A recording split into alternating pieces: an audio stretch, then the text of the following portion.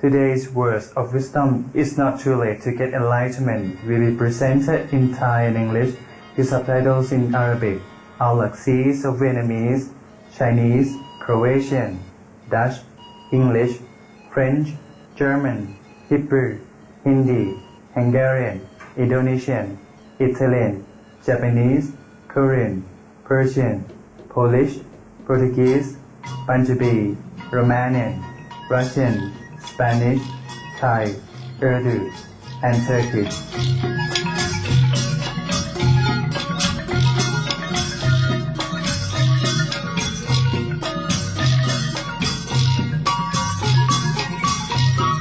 ราชอาณาจักรไทยเป็นที่รู้จักกันในนามของดินแดนแห่งความเสรีตั้งอยู่ใจกลางของเอเชียตะวันออกเฉียงใต้ทำให้เป็นประตูเปิดสู่อินโดจีนพม่าและภาคใต้ของประเทศจีนได้รับการอวยพรโดยพระเจ้าประเทศไทยเต็มไปด้วยธรรมชาติที่น่าพิศวงและลี้ลับแบ่งออกเป็น4ภูมิภาคประเทศไทยมีเสน่ห์และดึงดูดผู้คนทั่วโลก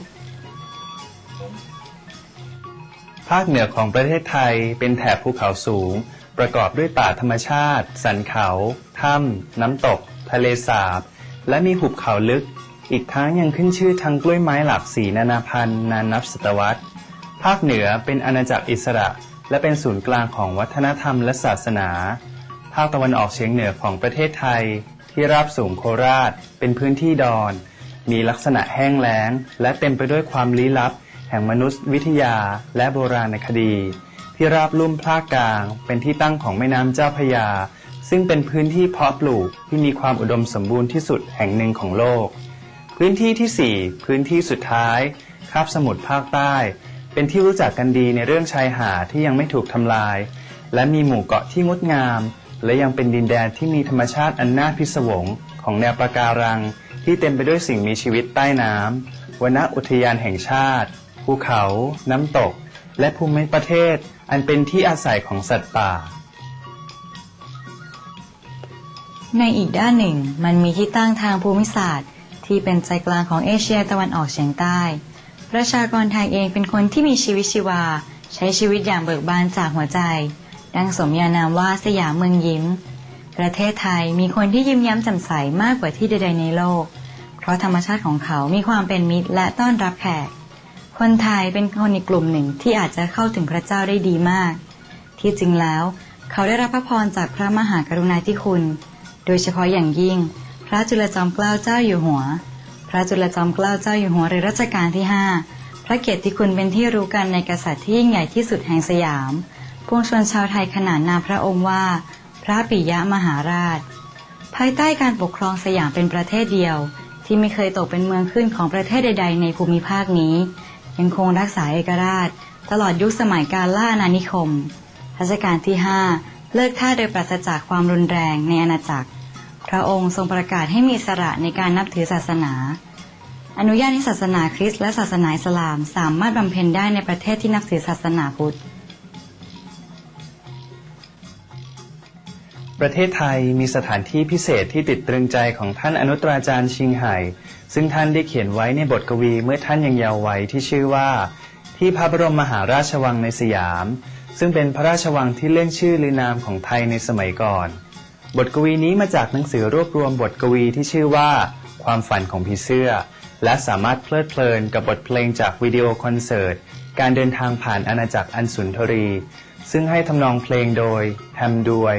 ผู้เรียบเรียงทำนองเพลงชื่อดังของอัลลักแบ่งปันความเมตตากรุณาสำหรับคนไทยดังที่มีในพระราชวงศ์ของเขาในอดีตความรักของท่านอนุตราจารย์ชิงไห่แผ่ขยายด้วยการทำงานเพื่อมนุษยชาติของท่านและเห็นประจักษ์ผ่านการสอนทางด้านจิตวิญญาณบอกแจ้งสัจธรรมของท่านตอนแรกที่คนไทยได้เรียนรู้ถึงความเมตตากรุณาของท่านอนุตราจารย์ชิงไห่ที่แผ่ไปกว้างไกลเขาได้เชิญท่านมาเพื่อแบ่งปันความรู้และปัญญาของท่านเกี่ยวกับการรู้แจ้งและอาณาจักรของพระเจ้าหลายครั้งการเดินทางทั่วโลกครั้งแรกของท่านในปีพุทธศักราช 2536 มีผู้เข้าร่วมนับพันๆคนและในเมืองไทยก็เช่นกันที่ท่านอนุตราจารย์ชิงไห่ได้ใช้โอกาสและความสุขร่วมกับสมาชิกสมาคมครั้งหนึ่งที่เป็นโอกาสสำคัญและคือการจัดฌานนานาชาติ ในปีพุทธศักราช 2542 ถึง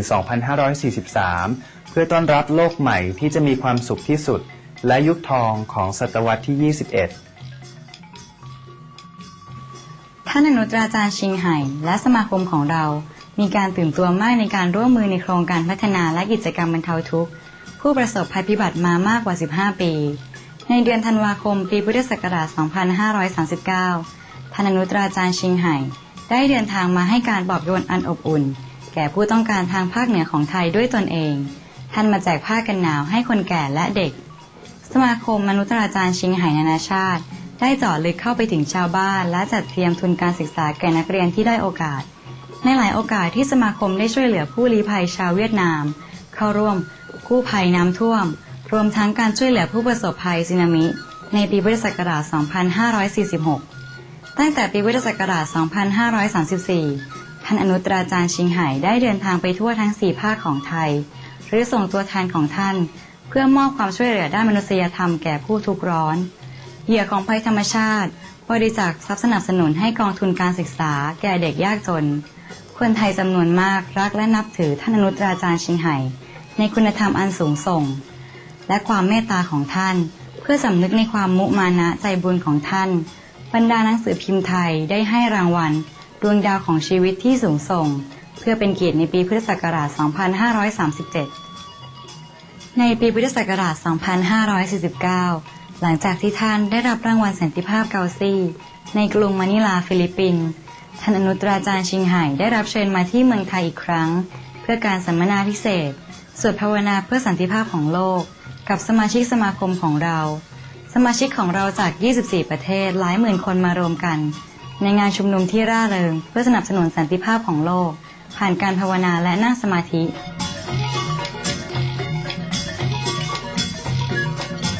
ก็ขอเชิญคุณมาฟังการบรรยายต่อไปนี้ในหัวข้อเรื่องยังไม่สายที่จะรู้แจ้งบรรยายโดยท่านอนุตราจารย์ชิงไห่วันที่ 26 พฤศจิกายน พุทธศักราช 2537 ที่หาดใหญ่ ประเทศไทย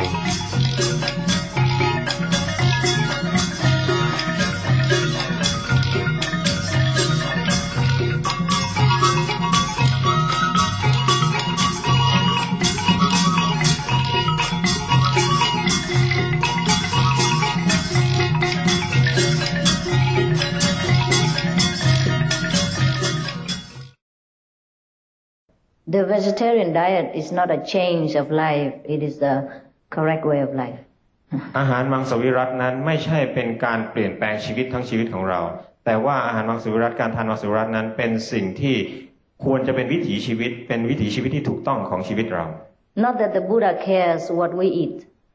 พุทธะนั้นไม่สนใจหรอกครับว่าเรากินอะไร But because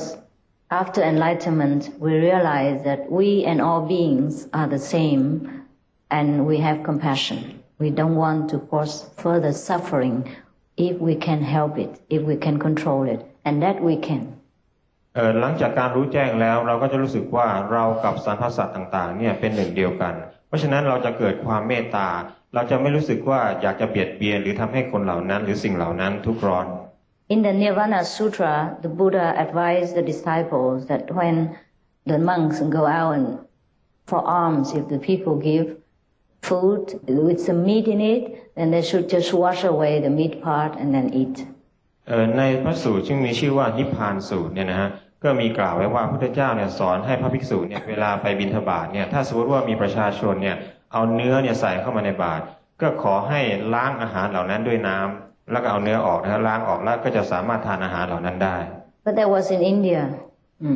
แต่อันนั้นเนี่ยเกิดขึ้นในอินเดีย It's easier because most of Indian people are vegetarian. เรื่องนี้นี่เป็นเรื่องง่ายเพราะว่าชาวอินเดียเนี่ยส่วนใหญ่เขาเป็นมังสวิรัติอยู่แล้ว I know a group of practitioners. They are all vegetarian. They are also monks and nuns. They also come out for alms. But I think they tell the people that they are vegetarian, so they also get vegetarian food. I know one group. I have visited their ashram. It's near Bangkok. แต่อาจารย์ก็รู้จักกลุ่มผู้ปฏิบัติธรรมอยู่กลุ่มหนึ่งนะฮะซึ่งเขาประกาศตนว่าเขาเป็นมังสวิรัติเพราะฉะนั้นกลุ่มนี้มีทั้งพระภิกษุแล้วก็แม่ชีด้วยเพราะฉะนั้นเวลาที่เขาออกบิณฑบาตเนี่ย ประชาชนก็จะรู้ว่ากลุ่มคนกลุ่มนี้เนี่ยต้องทานมังสวิรัติเขาก็จะได้รับอาหารในบาตรเนี่ยเป็นอาหารมังสวิรัติอันนี้เป็นสิ่งที่อาจารย์รู้จักนะครับเป็นกลุ่มหนึ่งซึ่งเป็นบำเพ็ญธรรมเหมือนกัน So I think it's also no problem. เพราะฉะนั้นถ้าเป็นอย่างนี้ก็ไม่น่าจะมีปัญหาอะไร Difficult maybe, but not impossible. แต่อาจจะยากหน่อยแต่ก็ไม่ใช่ว่าจะเป็นไปไม่ได้ Anyhow, some of our practitioners thought that they could even never give up meat because they're so used to it and they cannot imagine without meat how can they grow.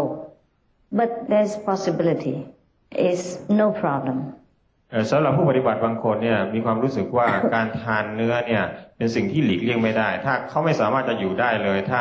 ไม่กินเนื้อนะฮะเพราะฉะนั้นคนเหล่านี้ก็จะมีความยากลำบากที่หน่อยแต่ว่าจริงๆแล้วไม่ใช่เรื่องยากขอให้ดูที่อาจารย์แต่ว่า If you want, I can introduce you some giant, disciples who eat vegetarian since they were in their mother's womb, and no problem.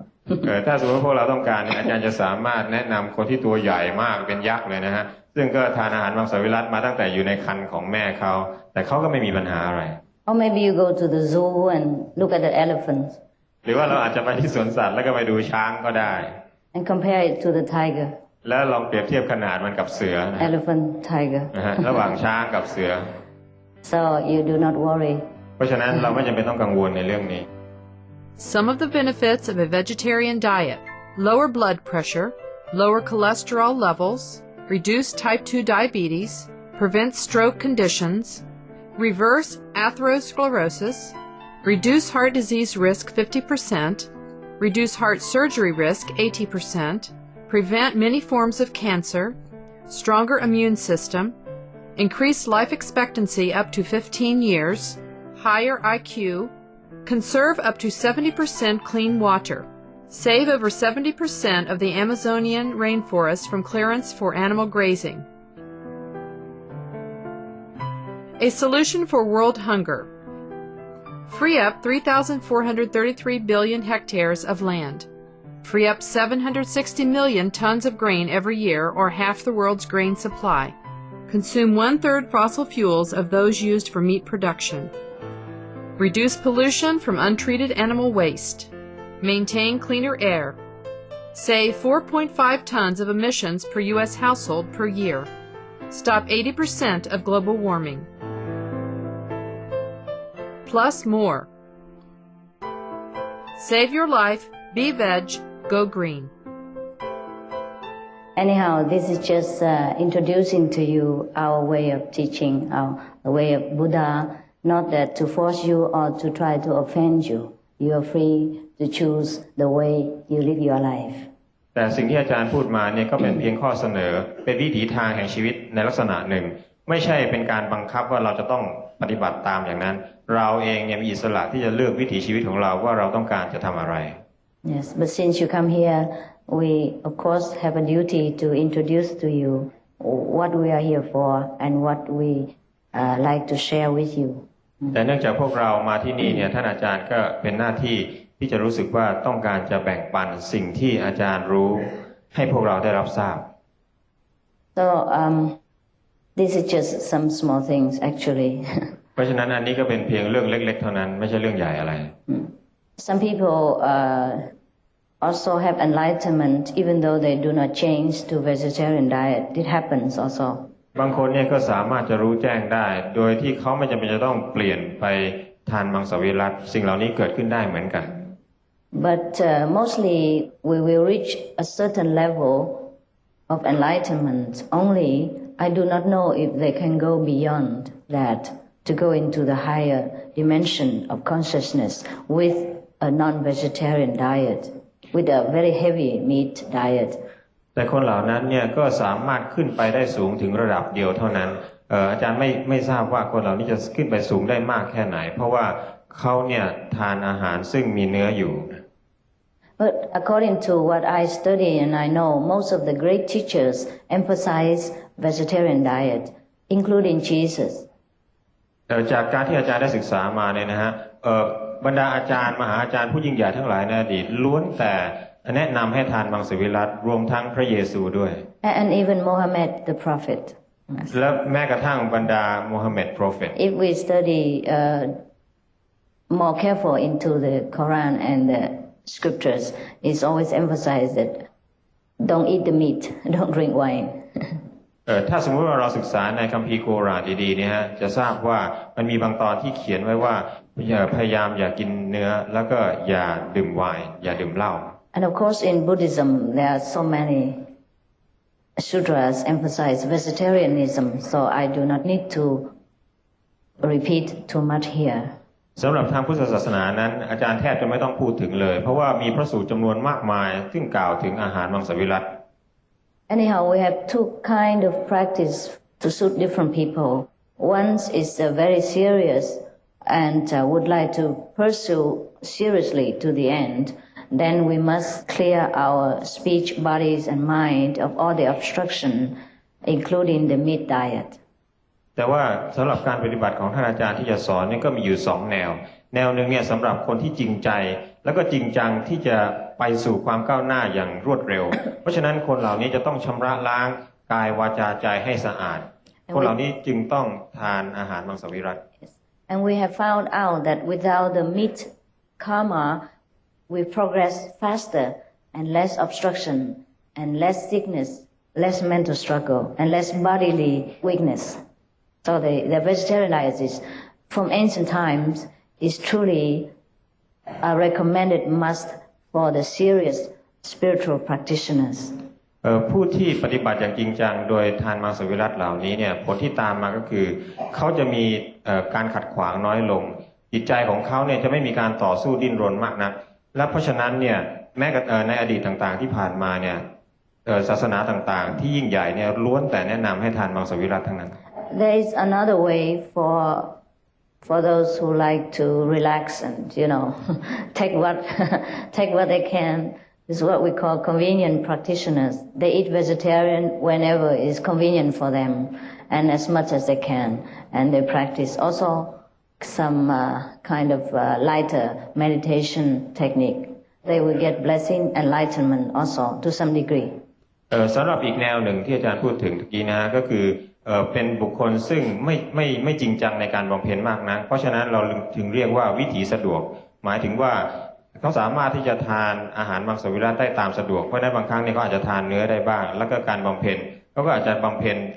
ใช้จำนวนชั่วโมงถึงระดับหนึ่งขนาดนั้นเนี่ยเขาก็สามารถที่จะไปถึงการรู้แจ้งได้เหมือนกัน And the first one is more powerful for themselves as well as for the people who contact them. They will have more power to bless people, not to talk about their deceased relatives, 5, 6, 7, 10 above generations. They will liberate them by the mere marriage of their practice and enlightenment for the first serious people. สำหรับกลุ่มแรกที่อาจารย์พูดถึงคือกลุ่มที่มีความจริงจังนั่นนะฮะซึ่งทานมังสวิรัติอย่างเคร่งครัดนั้นกลุ่มนั้นเนี่ยจะสามารถไปได้เร็วมากแล้วเขาจะมีพลังมีพระพรซึ่งมาถึงตัวเขาแล้วก็มาถึงผู้คนรอบข้างเพราะฉะนั้นจึงสามารถช่วยเหลือบรรพบุรุษ5 6 7ชั่วอายุคนได้เพียงแต่ว่าการปฏิบัติของเขาเพียงคนเดียวก็สามารถช่วยญาติบรรพบุรุษของเขาได้แล้ว And their power is vast and limitless. และพลังของเขาเนี่ยยิ่งใหญ่แล้วก็ไม่มีขอบเขตจำกัด Even before they attain Buddhahood. แม้กระทั่งก่อนที่เขาจะไปถึงพุทธะ Because they are very connected with the Buddha nature, and the Buddha nature is mighty. เพราะว่าเขาติดแล้วก็มีความเกี่ยวเนื่องกับธรรมชาติของพุทธะและธรรมชาติของพุทธะนั้นมีพลังอำนาจมหาศาลมาก And because of the direction, the conception that they choose to live their life, they want to liberate themselves, liberate the sentient beings, and they sacrifice everything, including their diet, to get this merit, to get this power. That's why they get it. คนเหล่านั้นเนี่ยมีความมุ่งมั่นที่จะช่วยตัวเองให้หลุดพ้นแล้วก็ช่วยสรรพสัตว์ให้หลุดพ้นเพราะฉะนั้นเขาถึงมีความจริงจังแล้วก็ยอมที่จะทานมังสวิรัติเพื่อให้ไปถึงจุดมุ่งหมายที่เขาปรารถนา Of course, you get what you want and what you work for, right? เพราะฉะนั้นเราก็จะได้ในสิ่งที่เราต้องการและในสิ่งที่เรายอมลำบากหรือทำงานมา And the other, the second degree, half serious people or relaxing seriously people can get half of the power, can liberate themselves, or a few acquaintance and a few close loved ones. That's also not bad. แต่สำหรับอีกกลุ่มหนึ่งซึ่งถือวิธีสะดวกนั่นนะฮะก็สามารถที่จะช่วยเหลือตัวเองอาจจะช่วยเหลือผู้คนรอบข้างได้บ้างแต่ว่าพลังของเขาหรือสิ่งที่เขาได้รับเนี่ยก็เพียงแค่ครึ่งหนึ่งไม่สูงมากนักแต่ก็ยังไม่เร็ว Still better than drowning in the sea of transmigration life after life and cannot help themselves and cannot help others. ก็ยังดีกว่าการที่เราจมอยู่ในทะเลแห่งกฎกรรมเวียนว่ายตายเกิดไม่สามารถที่จะช่วยตัวเองได้ไม่สามารถที่จะช่วยคนอื่นได้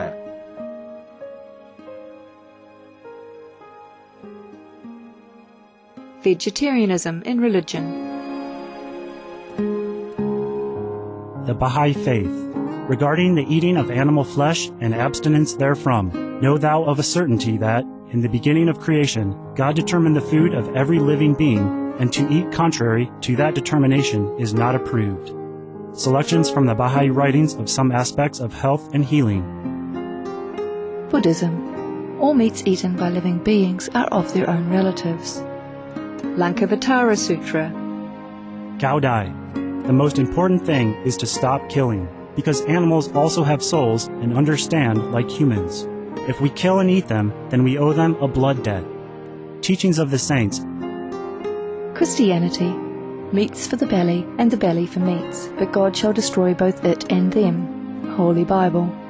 And while the flesh was yet between their teeth, ere it was chewed, the wrath of the Lord was kindled against the people,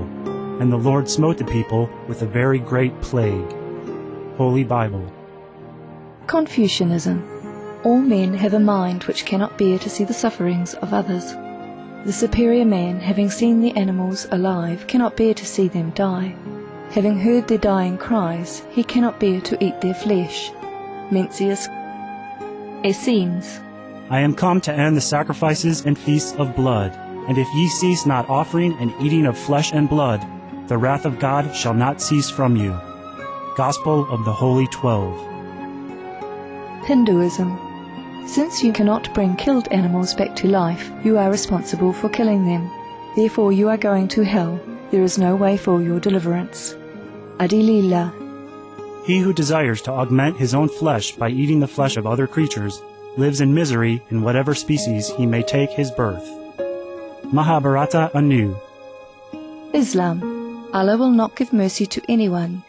except those who give mercy to other creatures. Hadith. Do not allow your stomachs to become graveyards of animals. Hadith. Jainism. A true monk should not accept such food and drink as has been especially prepared for him involving the slaughter of living beings. Sutra Kritanga. Judaism. And whatsoever man there be of the house of Israel, or of the strangers that sojourn among you, that eateth any manner of blood, I will even set my face against that soul that eateth blood, and will cut him off from among his people. Holy Bible. Blood meaning flesh. Sikhism. Those mortals who consume marijuana, flesh and wine, no matter what pilgrimages, fasts and rituals they follow, they will all go to hell. Guru Granth Sahib. Taoism. Do not go into the mountain to catch birds and nets, nor to the water to poison fishes and minnows. Do not butcher the ox that plows your field. Tract of the Quiet Way. Tibetan Buddhism. The offering to the deities of meat obtained by killing animate beings is like offering a mother the flesh of her own child, and this is a grievous failure. The supreme path of discipleship. Zoroastrianism. Those plants I, Ahura Mazda, or God, rain down upon the earth to bring food to the faithful and fodder to the beneficent cow. Avesta. Now I have to clear something. It's not the diet, it's not the vegetarian, it's not the conception alone that gives us the power of liberation and blessing. อาจารย์ขอให้เข้าใจดีขึ้นนะว่าสิ่งที่อาจารย์พูดมานี่ไม่ได้หมายความว่าอาหารมังสวิรัตินี่เป็นสิ่งที่จำเป็นเพียงอย่างเดียวที่จะทำให้เขาได้รับพลังอันนี้หรือได้รับพระพรอันนี้ไม่ใช่เรื่องอาหารเป็นเรื่องสำคัญเพียงเรื่องเดียว Otherwise, we just sit at home wanting, and that's enough. Or the elephant or the buffalo would have become Buddha a long time before we talk about this. มิฉะนั้นเนี่ยเราเพียงแต่ทานอาหารมังสวิรัติเราก็สามารถไปสู่ระดับนั้นได้แล้วหรือแม้แต่ช้างม้าวัวควายที่ทานมังสวิรัติคือไม่ทานเนื้อพวกนั้นก็คงจะเป็นพุทธะกันหมดแล้ว So now we must also know where is the door. เพราะฉะนั้นตอนนี้เราจะต้องรู้ว่าประตูจริงๆนั้นอยู่ที่ไหน The door to Buddha's land. ประตูไปสู่อาณาจักรแห่งพุทธะ The invisible eye of wisdom. เป็นตาซึ่งมองไม่เห็นเป็นตาแห่งปัญญา We must know where it is and we must know how to open it. เราจะต้องรู้ว่ามันอยู่ที่ไหนและรู้วิธีที่จะเปิดมัน Because the soul, the self, the true self, the Buddha nature is encaged and the door is locked. And that's why we suffer. That's why we're prison in this physical body and in this physical illusion of this world. เพราะว่าพุทธะหรือว่าธรรมชาติของพุทธะที่อยู่ในตัวเรานั้นถูกล็อกขังไว้นะฮะเพราะฉะนั้นเราจึงเนี่ยดิ้นรนอยู่ในโลกเหล่านี้โดยไม่มีที่สิ้นสุดเพราะว่าสิ่งเหล่านั้นถูกขังอยู่ภายในโดยเราไม่รู้นั่นเอง Otherwise there's no creation, no word, no suffering. มิฉะนั้นแล้วก็จะไม่มีการสร้างไม่มีโลกนี้แล้วก็จะไม่มีความทุกข์ยากเลย But it's alright to have creation, to have word. It's also fun. It's like watching movies. แต่ว่าการสร้างสิ่งต่างๆก็ดีหรือการมีโลกเราขึ้นมาก็ดีเนี่ยก็มีความสนุกสนานอยู่ในตัวด้วยก็เหมือนกับว่าเราดูภาพยนตร์นั่นเอง Only after enlightenment we can realize that this is movies. Otherwise we sink deep in the sorrow of the theater and we cannot even leave it. That's a problem. แต่ว่าเฉพาะคนที่รู้แจ้งเท่านั้นถึงจะรู้ว่าจริงๆแล้วโลกนี้เป็นเพียงภาพยนตร์เท่านั้นเองเพราะฉะนั้นคนที่ไม่รู้แจ้งเนี่ยเขาจะเศร้าโศกแล้วก็ตื่นเต้นไปกับภาพยนตร์เรื่องนั้นแล้วก็จะเศร้าโศกอย่างนี้โดยไม่มีที่สิ้นสุด So as I have mentioned before, most of us are very shy and reserved and have not too much self-confidence. That's why we do not get enlightenment. Otherwise, enlightenment is already there. It's our own treasure, our own nature. เนื่องจากที่เราเป็นคนที่ขี้อายแล้วก็ไม่ค่อยกล้านี่เองทำให้เราเนี่ยไม่ค้นพบการรู้แจ้งสักทีเพราะฉะนั้นถ้าสมมติว่าเราเปลี่ยนใหม่เป็นคนที่รู้แจ้งเราก็สามารถที่จะเปลี่ยนใหม่เป็นคนที่กล้าขึ้นนะฮะเราก็จะสามารถค้นพบการรู้แจ้งนี้ได้โดยไม่มีปัญหา And it's not too late. We can always have it now. แล้วก็ไม่มีการสายเกินไปนะตอนนี้ยังไม่สายเกินไปเราสามารถที่จะได้มันตอนนี้เลย Right now, after this lecture. ตอนนี้เลยหลังจากการบรรยายธรรมครั้งนี้เลย Before you go home, you became a Buddha. ก่อนที่เราจะกลับไปบ้านเราก็จะกลายเป็นพุทธะเลย Or at least 10% Buddha.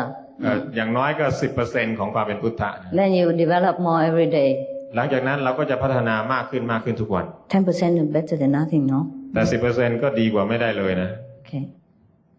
So because enlightenment has many degrees, you see, so I cannot tell you that you become Buddha right away, but you get enlightenment. Because of course you can become Buddha right away. It's just our preconceived ideas cannot allow it. So we cling to our ignorant state and we can't believe it. So the master take time, just a little bit at a time so we don't feel too overwhelmed, too powerful for us and we cannot bear. The body and the mind cannot bear. That's why we say about 10%, 20%, 50%, 60%. But there's no percentage in Buddhahood really. ที่อาจารย์พูดว่า 10% อะไรเนี่ยนะฮะหมายความว่าจริงๆแล้วเนี่ยการรู้แจ้งเนี่ยมีอยู่หลายระดับ เพราะฉะนั้นอาจารย์จึงไม่สามารถรับประกันได้ว่าเราสามารถจะรู้แจ้งได้อย่างสมบูรณ์แต่จริงๆแล้วธรรมชาติของเราเนี่ยสามารถที่จะรู้แจ้งได้อย่างสมบูรณ์ในทันทีด้วยซ้ำแต่เนื่องจากว่าเราเนี่ยมีความคิดหรือว่าเบื้องหลังเก่าๆซึ่งทำเรายึดติดอยู่และขวางกั้นไม่ให้เราไปถึงจุดนั้นมิฉะนั้นแล้วจริงๆแล้วความเป็นพุทธะนี้ไม่มีคำว่า 10% 20% ครับ Some of the newly initiate, they go right to the third or the fifth level of heaven. It's not rare, not impossible. ผู้ได้รับการประทับจิตใหม่ๆเนี่ยเขาสามารถขึ้นไปสู่ระดับที่3หรือระดับที่5ได้เยอะแยะเรื่องนี้ไม่ใช่เรื่องที่หาได้ยาก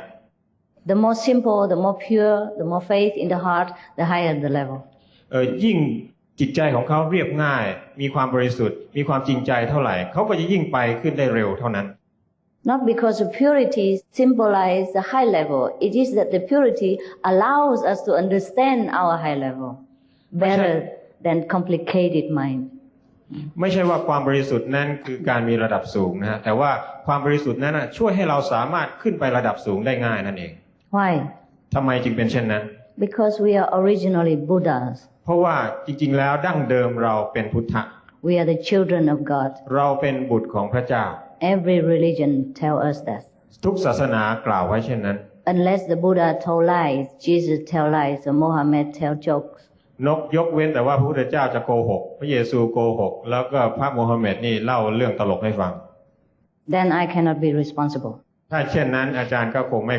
ม่สามารถรับผิดชอบได้ But I have practiced hard and I realize that they tell the truth. แต่อาจารย์ก็ได้บำเพ็ญปฏิบัติมาอย่างหนักแล้วก็ได้ทราบว่าสิ่งที่ท่านเหล่านั้นพูดนั้นเป็นความจริง We are really Buddha. เราเป็นพุทธะจริง But some are stupid Buddhas. ๆ แต่ว่าบางคนเป็นพุทธะที่ไม่ฉลาดนักนะยังโง่ๆเขาๆอยู่ Stupid brain. มีสมองซึ่งโง่อยู่ Obstruct the Buddha nature. แล้วก็ขวางกั้นธรรมชาติแห่งพุทธะ So now we have to cut through the intellect, cut through the mind thinking process, go direct to the source of wisdom, that is our Buddha nature. That's the process of initiation, of enlightenment, so-called awakening, immediate awakening. เพราะฉะนั้นเราจำเป็นจะต้องตัดผ่านสิ่งขวางกั้นซึ่งเกิดจากสติปัญญานี้นะฮะเพื่อจะมุ่งไปสู่จุดมุ่งหมายของเราได้ อันนี้แหละคือการประทับจิตหรือการมุ่งไปสู่การหลุดพ้นนั่นเองเป็นการตื่นขึ้นนั่นเอง Most of us identified ourselves with the mind, with the computer brain inside, that I like smoking, I like drinking, I am bad temper, I am good, I am this, I am that. Is this only my talking? หลายๆคนเนี่ยคิดถึงตัวเองเพราะว่าสติปัญญาของเรานำให้เราคิดเช่นนั้น เช่นคิดว่าเราเนี่ยต้องเป็นคนที่ชอบสูบบุหรี่เราเป็นคนที่ชอบทานเนื้อเราเป็นคนเลวสิ่งต่างๆเหล่านี้สติปัญญานั้นหลอกเราอยู่ตลอดเวลา All this I am is just a habit, just a collection of a way of living in this world, of our brain computer analyzing things. It is not the true I am. It's not the true self. สิ่งที่เรากล่าวว่าเราเป็นเช่นนั้นเราเป็นเช่นนี้เนี่ยเกิดจากสมองซึ่งเหมือนกับคอมพิวเตอร์เนี่ยซึ่งสะสมแล้วก็ทำให้เราคิดเป็นเช่นนั้นจริงๆแล้วเราไม่ได้เป็นเช่นนั้นจริงๆ And because we identify ourselves with all this habit and the brain working, we think we are that person, this person, bad or good or charitable or anger, etc., etc.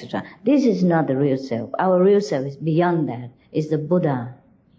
แล้วก็สมองนั้นเนี่ยเป็นตัวทำให้เราเข้าใจว่าเราเป็นอย่างนู้นอย่างนี้อย่างเช่นเราเป็นคนเลวเราเป็นคนดีเราเป็นผู้มีใจบุญแต่จริงๆแล้วเนี่ยนั่นไม่ใช่ตัวเราที่แท้จริงตัวเราที่แท้จริงคือพุทธะ Without opening the door and cut through the mind to get contact to the real source, we will forever identify in ourselves with our habits, with the thing that we collect from our neighbors and society, with the thing that we learn in this world. We never know our great, true, glorious self, which is the Buddha. ถ้าเราไม่เปิดประตูออกแล้วก็ตัดผ่านเรื่องนี้ไปให้ได้เนี่ยเราก็จะยังคงนึกว่าตัวเรานี่เป็นเช่นนั้นเป็นเช่นนี้ไม่มีวันที่จะไปถึงไหนได้ซึ่งจริงๆแล้วเนี่ยเราคือพุทธะและเราควรจะต้องไปถึงจุดนั้นให้ได้ And then we will forever have inferiority complex. We will feel that we will never become a Buddha, that the Buddha is something only happened once in a millions of years. คิดว่าตัวเรานั้นต่ำต้อยเราไม่มีวันที่จะไปถึงธรรมชาติแห่งพุทธะได้ถ้าจะไปถึงก็คงต้องใช้เวลาเป็นล้านๆปีแบบนั้น To worship a Buddha is very good, but it's not all that good. It has side effect like everything else. การบูชาหรือการกราบไหว้พุทธะนั้นนะเป็นสิ่งที่ดีแต่ว่าก็ไม่ใช่ดีทั้งหมด Because we alienated ourselves with the Buddha, we differentiated, we separate ourselves with the Buddha. When the Buddha already mentioned that I and sentient beings are one, no difference. เพราะว่าก็เหมือนกับเป็นการแยกตัวเราออกจากพุทธะนะเป็นการทำให้เกิดความแยกขึ้นซึ่งจริงๆแล้วพุทธะเนี่ยเป็นหนึ่งเดียวกับสรรพสัตว์ทั้งมวล And we make Buddhahood something far-fetched, something just to look at, to dream about. We never can dare think that we might reach Buddhahood ourselves. And that is a side effect, worshipping too much a Buddha. และทำให้เรารู้สึกเหมือนกับว่าพุทธะนั้นเป็นสิ่งที่สุดเอื้อมเป็นสิ่งที่ห่างไกลเหลือเกินเราไม่มีวันที่จะไปถึงได้อันนี้แหละคือผลข้างเคียงที่เกิดจากการกราบไหว้บูชาพุทธะ We heard that when the Buddha may be different from us when he was born, but we were not there. We're not sure whether it's true. พระพุทธเจ้าเนี่ยอาจจะแตกต่างจากเราเมื่อเราเกิดมาก็จริงแต่ว่าเราก็ไม่มีวันที่นั้นจะแน่ใจได้ว่าสิ่งเหล่านั้นเป็นจริง For example, when the Buddha was born, he walked 7 steps and then he put his thumb up and down and say, "From heaven and earth, I'm the greatest." อย่างที่มีเรื่องเล่าว่าพระพุทธเจ้านั้นเวลาเกิดมาใหม่ๆเนี่ยก็เดินไป7 ก้าวแล้วก็ประกาศว่าท่านเป็นผู้ยิ่งใหญ่ทั้งในสวรรค์และในโลก And we cling to this story and we think because he's so special, he walks when he was born, so he became Buddha. เพราะฉะนั้นเราก็มายึดติดกับเรื่องราวเหล่านี้แล้วคิดว่าพระพุทธเจ้านั้นมีความยิ่งใหญ่มากเกิดมาก็สามารถเป็นผู้วิเศษยิ่งใหญ่อยู่แล้วเราก็เลยรู้สึกว่าสิ่งเหล่านี้เป็นเรื่องสุดเอื้อม It could happen, but I'm not sure. เรื่องที่มีกล่าวไว้เกี่ยวกับพระพุทธเจ้านั้นอาจจะเป็นเรื่องจริงก็ได้แต่ว่าอาจารย์ก็ไม่มั่นใจนะ Otherwise, all I study about Buddha's life is just he's like one of us. He eat, he sleep, he study, he meditate until he get enlightenment. And before that, he eat and drink, make merry, have hundreds of wives and luxury life. So here you are. แต่สิ่งที่ท่านอาจารย์ศึกษาเกี่ยวกับพระพุทธเจ้านั้นท่านอาจารย์รู้สึกว่าพระพุทธเจ้าก็เหมือนกับเราทุกคนนั่นเองท่านกินอาหารนอนแล้วก็ใช้ชีวิตเหมือนปุถุชนธรรมดาทั่วไปและแถมยังมีภรรยาหลายคนมีชีวิตอยู่อย่างหรูหรา All I know about his life is since he's born, he lived in luxury. He never pay tax, he never work yet. He only enjoy and then walk out became Buddha. So why not us? แล้วก็พระพุทธเจ้าเองเนี่ยใช้ชีวิตอย่างหรูหราสนุกสบายแล้วก็อยู่ในพระราชวังไม่จำเป็นจะต้องมีความยากลำบากไม่ต้องทำงานอะไรมากนะแต่ทันทีที่ออกไปจากวังไม่นานนั้นท่านก็กลายเป็นพระพุทธเจ้าได้เป็นพุทธะได้ทำไมเราถึงจะเป็นไม่ได้ The Buddha has 84,000 methods to teach the disciples. I think I make use every of them. พระพุทธเจ้าเองเนี่ยก็มีวิธีการถึง 84,000 วิธีที่จะสอนลูกศิษย์ของท่านเพราะฉะนั้นอาจารย์ก็จะใช้วิธีต่างๆเหมือนกัน Anything can help sentient beings to realize their true nature and live beside the attachment at the end. It is a good method. It's a good way.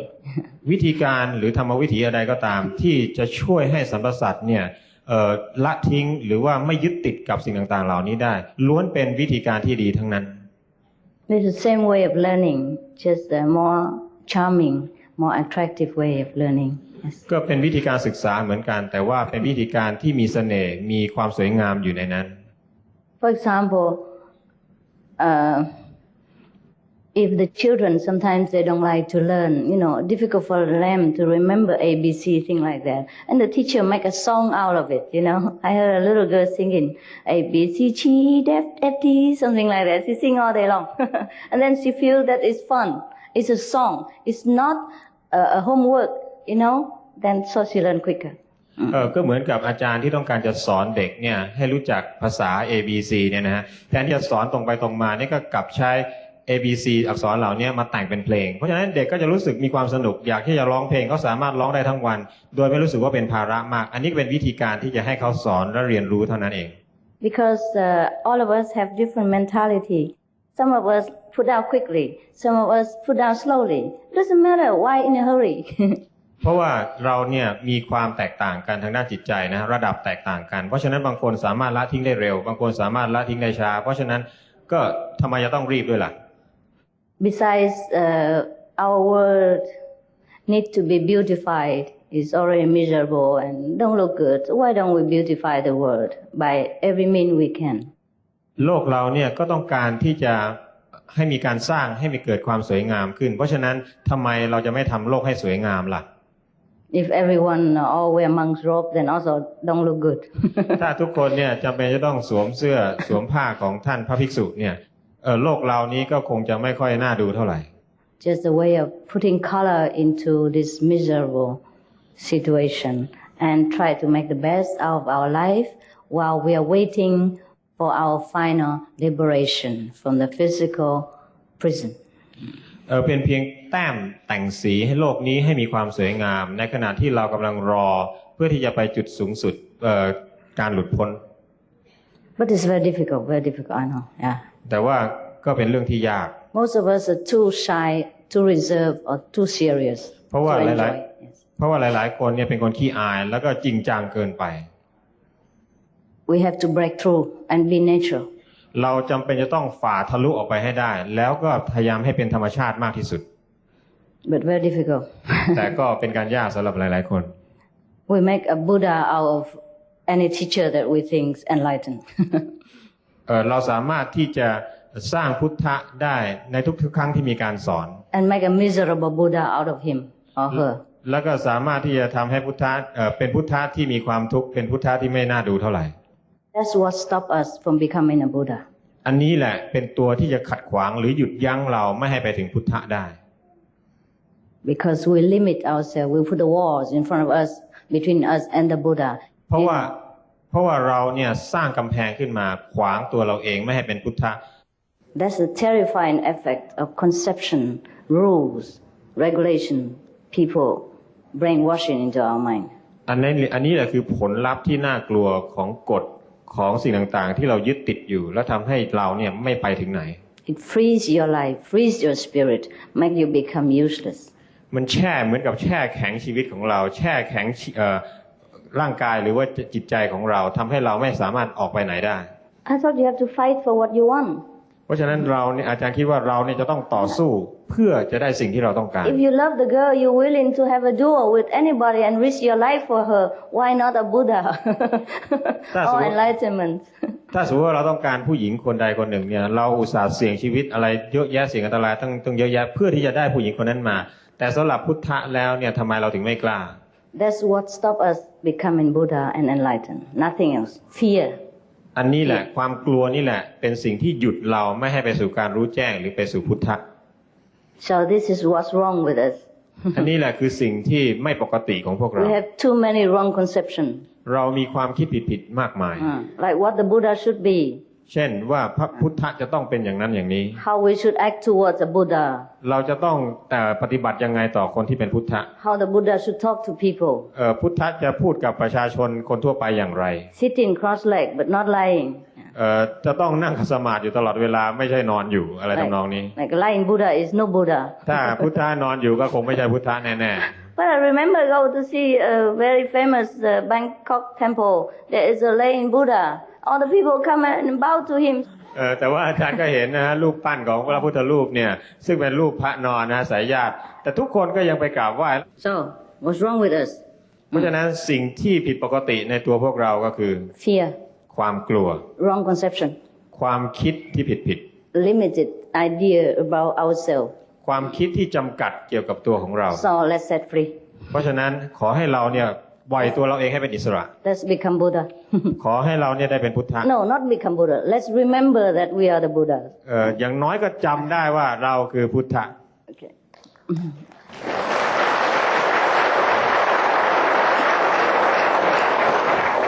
And if you still don't remember, let me help you. และถ้าพวกเรายังจำไม่ได้อย่างน้อยก็ให้อาจารย์ช่วยเรา Through initiation. ด้วยการประทับจิต Thank you. ขอบคุณมากครับ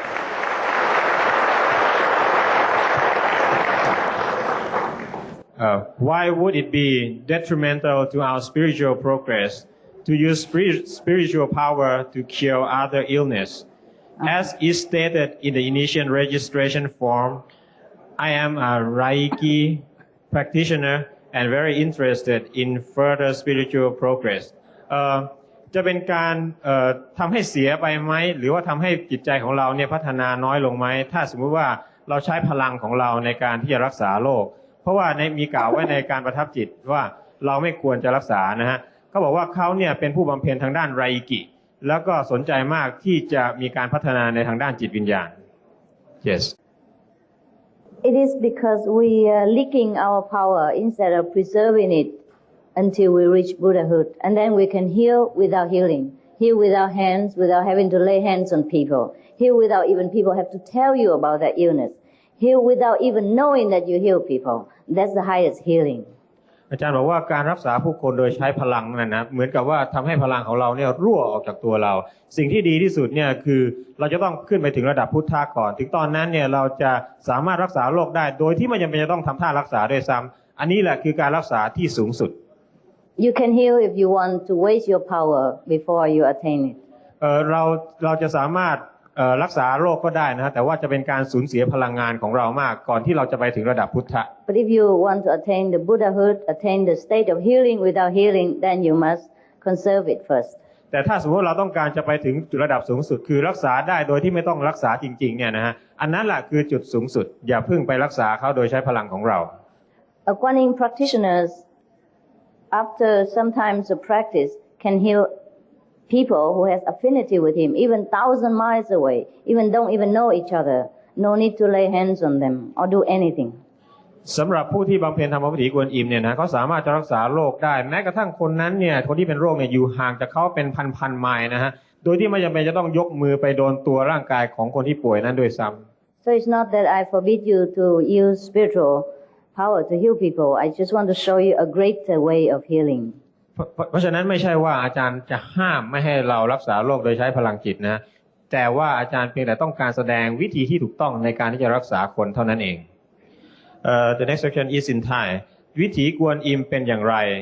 ตายแล้วไปไหนสภาพพุทธะเป็นอย่างไร There are three questions in consequences. The first is what is Guan Yin method? The second is where would we go after we die? And the third is what is the state of Buddha? Kuan Yin method is the way to open your own Buddha wisdom and recognize yourself as a Buddha, as you originally were before you have this illusionary birth in this world. ธรรมวิถีกวนอิมเนี่ยก็คือเป็นการเปิดปัญญาของเราเนี่ยให้รู้สิ่งที่เป็นตัวของเราเองซึ่งเรามีมาตั้งแต่เกิด And where you go after you die depends on what you do before you die. เราตายแล้วไปไหนเนี่ยขึ้นอยู่กับว่าเราทำอย่างไรในช่วงที่เรามีชีวิตอยู่ If you do virtuous things and if you practice spiritual enlightenment, then you go a very high level of heaven or Buddha's land. ถ้าเราใช้ชีวิตอย่างมีคุณธรรมอย่างดีเนี่ยเราก็จะไปสู่ระดับสูงไปสู่ดินแดนแห่งพุทธะ If not, then you have to come back to this world or do some other things another time and in other places. ถ้าเราใช้ชีวิตอย่างไม่ดีเราก็จะต้องกลับมาเกิดใหม่หรือว่ามาใช้ชีวิตในต่างถิ่นต่างเวลาอีกครั้งหนึ่งการห้ามประพฤติผิดทางเพศคืออะไรในความหมายของท่านทำไมจึงไม่ห้ามพฤติกรรมทางเพศโดยเด็ดขาดThey ask what is doing wrong thing with sex Sexual misconduct. right Oh, okay. and why don't we inhibit sexual action absolutely Altogether. Oh, absolutely then the Buddha can never be born in this world again. อาจารย์ตอบว่าถ้าสมมติว่าห้ามพฤติกรรมทางเพศโดยเด็ดขาดเนี่ยนะฮะพระพุทธะก็ไม่สามารถมาเกิดบนโลกนี้ได้ Okay, the sexual misconduct means you have already one wife or one husband, and you better not hurt your partner by having another one. การประพฤติผิดทางเพศเนี่ยนะหมายความว่าจริงๆแล้วเราควรจะต้องมีคู่เพียงคนเดียวถ้ามีสามีคนเดียวมีภรรยาคนเดียวแล้วก็ไม่ควรจะทำร้ายจิตใจคู่ของเราด้วยการไปมีบุคคลอื่น We don't have to inhibit sexual activities altogether because this is not so urgent a necessity for spiritual practice. เราไม่จำเป็นจะต้องห้ามการเพศสัมพันธ์อย่างเด็ดขาดเพราะว่ามันไม่รีบด่วนขนาดนั้น Because the body chemical has been working in this way for a long time, and if suddenly you break it right away, it will break. It will have serious side effects and mental consequences. This is not conducive for spiritual tranquility. เพราะว่าร่างกายของเราหรือสารเคมีในตัวเราเนี่ยมันเป็นอย่างนี้มานานมากแล้วถ้าสมมติว่าเราหยุดทันทีกระทันหันเนี่ยจะทำให้มันไม่สามารถปรับตัวได้ทันเพราะฉะนั้นมันก็จะเกิดความไม่สงบหรือความวุ่นวายต่างๆตามมา And after you practice spiritual for a long time, this will reduce by itself. That is better. หลังจากที่เราบำเพ็ญสักระยะหนึ่งเนี่ยสิ่งต่างๆหรือการมีเพศสัมพันธ์เนี่ยจะค่อยๆลดลงไปเองโดยอัตโนมัติเพราะฉะนั้นปล่อยให้มันเป็นไปธรรมชาติวิธีนี้จะดีกว่าข้อใดจึงเป็นสามีหรือภรรยาตามความหมายของอาจารย์ผู้จดทะเบียนตามกฎหมายผู้ประกอบพิธีทางศาสนาและมีการยอมรับจากญาติผู้ใหญ่คู่ซึ่งยอมรับและปฏิบัติมีความรับผิดชอบต่อกันหรือทั้ง3สิ่งต้องประกอบกัน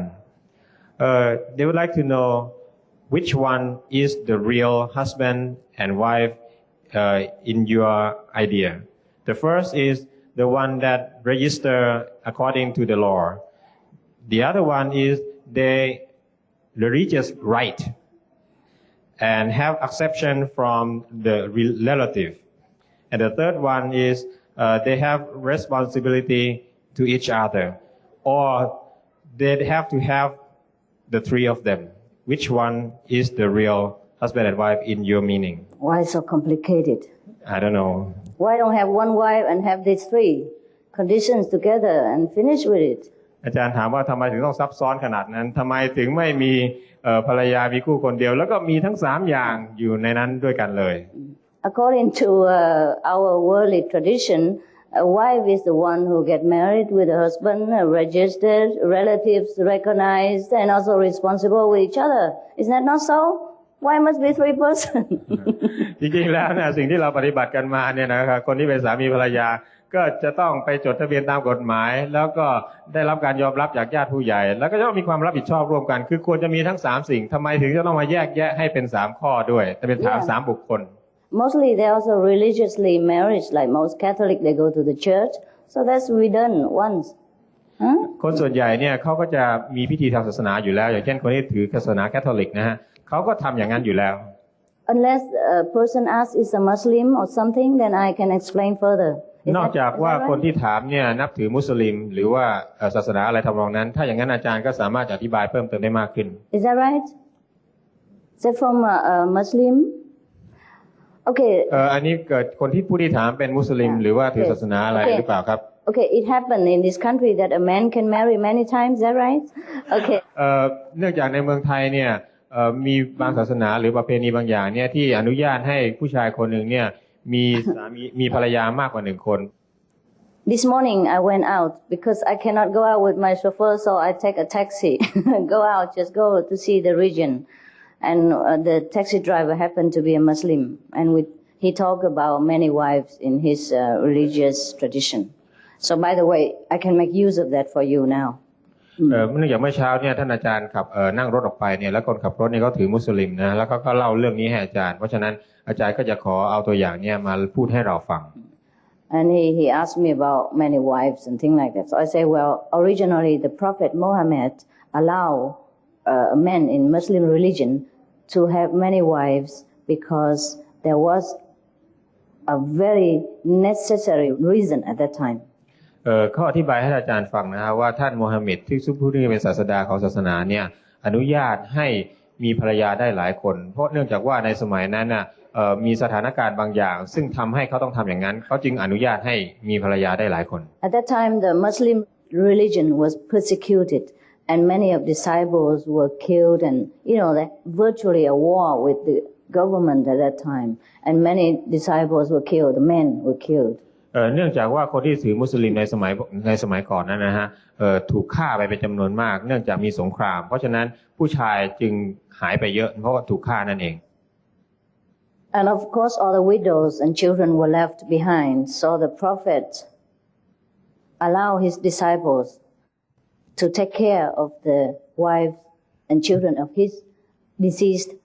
spiritual brothers and that is correct way to do so. They must do it because at that time the women are not able to take care of themselves and not allowed to work or go out, things like that. So they totally depend on the man. And if her man die, she's done. So the other brothers who left behind must take care of these widows, whether with children or without children. เนื่องจากผู้ชายตายไปมากนี่เองก็ทำให้มีหญิงม่ายหรือว่าลูกกำพร้าจำนวนมากเพราะฉะนั้นจึงเป็นการเหมาะสมที่พี่น้องหรือว่าคนใกล้ชิดซึ่งเป็นผู้ชายเนี่ยควรจะดูแลผู้ที่เหลืออยู่หมายถึงผู้ที่เป็นหญิงม่ายหรือเด็กๆเนี่ยถึงแม้ว่าจะเป็นหญิงม่ายที่ไม่มีเด็กก็ตาม It's not necessary physically sexual contact or thing like that. It might be just to protect them.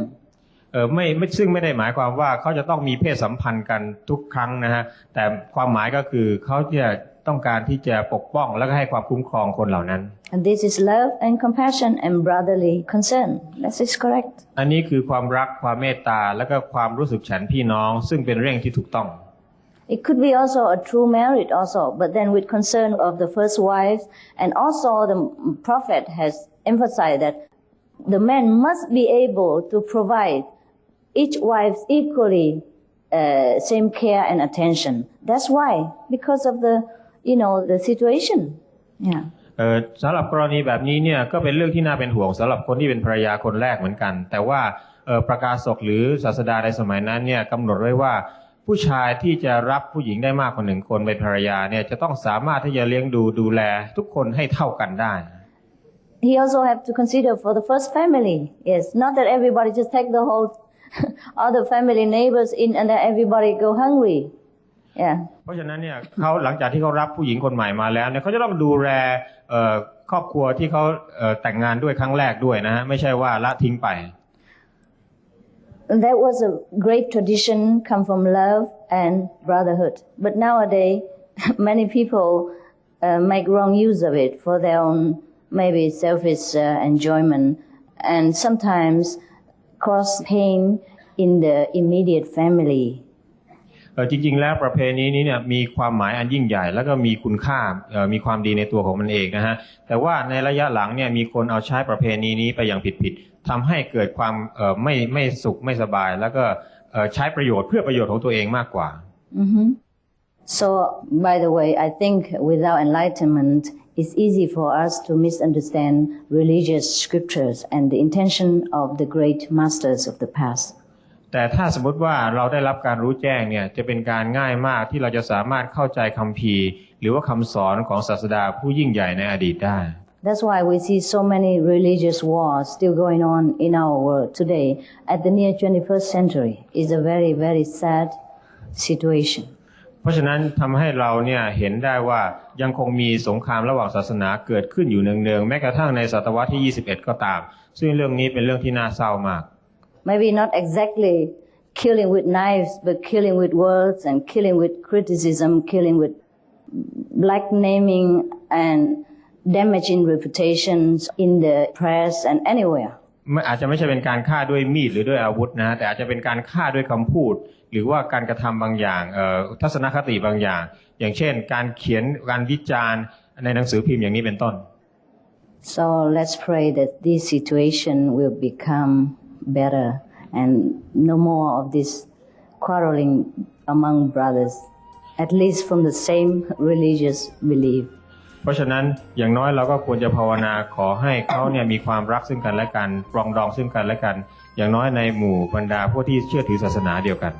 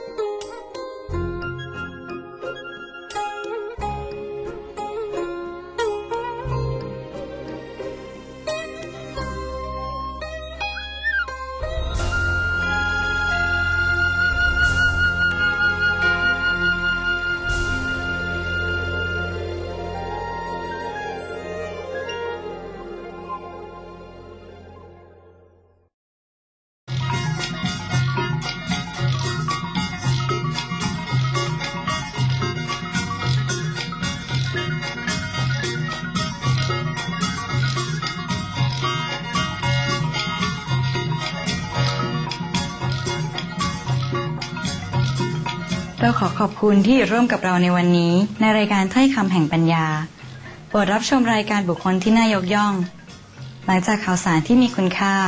ในโทรทัศน์ Supreme Master ขอให้วันของคุณได้รับการอวยพรและเบิกบาน